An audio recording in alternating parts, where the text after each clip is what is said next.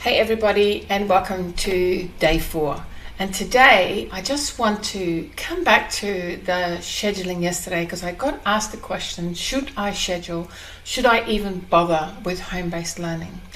And I just want to respond to that, because I'm even seeing a few Facebook posts around that saying, oh, you just have to cuddle the kids and so on. Kids, young people, and even adults actually respond to certainty and structure, and even more so in uncertain times. Mental health research has shown us time and again the value of good time management and setting schedules. Relaxed schedules, but certainly schedules in reducing that stress and helping to alleviate ongoing mental health issues.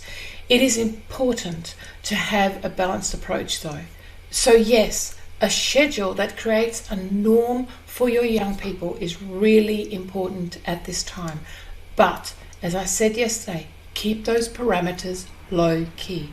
Keep your expectations real and be the parent, not the teacher.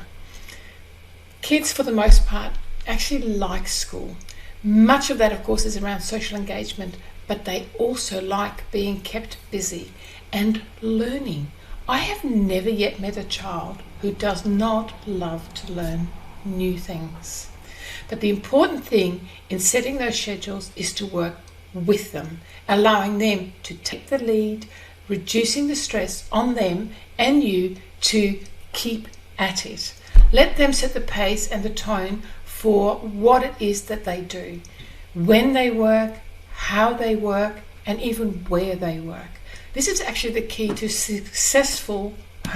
being a successful home educator, and it's a healthy approach to their mental health. I've already talked about letting them set the pace and letting them set the schedule. Let's talk about the where and how we do this. So where do you set up your home education? Well, I would not recommend setting up a schoolroom. And I know many home educators actually start out with this, like when they first go into home education, they will actually set up a space, it's their schoolroom, and the kids do schoolwork in that room.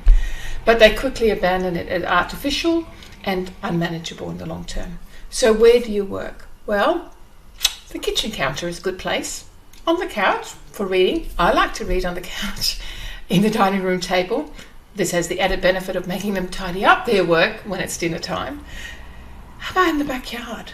On the deck in the sunshine. I looked out at my deck just then in my sunshine. So on the deck in the sunshine. Really anywhere that they like. Okay?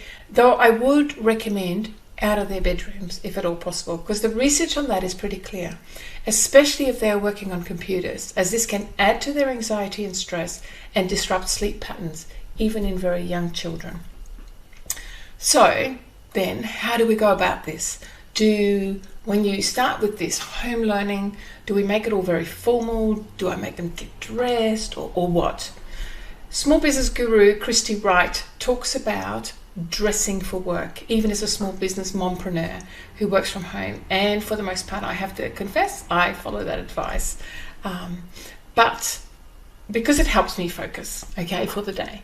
But then on the other end, there are days when I stay in my PJs, probably till midday. And look, to be honest, my children used to ask me that too, during the school holidays, can I have a PJ day today? And I would say, yes, why not? Why have to go through the rigmarole of getting dressed? I did make them put on a clean pajama pair at night though. But I loved it when some teachers actually started bringing this into the classroom. So during those middle of the terms, the hump days, when kids were getting tired and they wanted to create a little break for them, they would have pajama days. And it's a great way for kids to kind of just relax and chill out and just feel comfortable. As a parent who's helping your child get through this time and engaging in some home-based learning along the way, PJ days are okay. PJs or comfy clothes, unmatching socks, look, whatever is comfortable for them to wear, okay? Now this may sound like crazy thing to say, and I mean, right? But there is a tendency, even when setting up a schoolroom, even like with setting up a schoolroom, to set aside school clothes.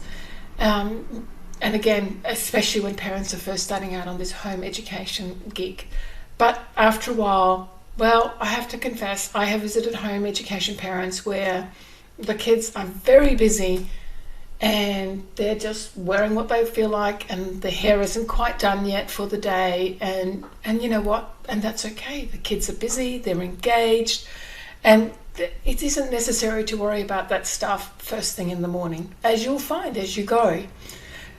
You see, I'm all about, when you're doing this, advocating flexibility, a relaxed atmosphere, but developing that sense of normality. It's just a new normal for now. So, next question. What should they be doing? Well, that's a subject for tomorrow's video. Though as I'm coming across them, I'm sharing some great resources and ideas on my Facebook page. So go and check it out at Kairos CT. Resources from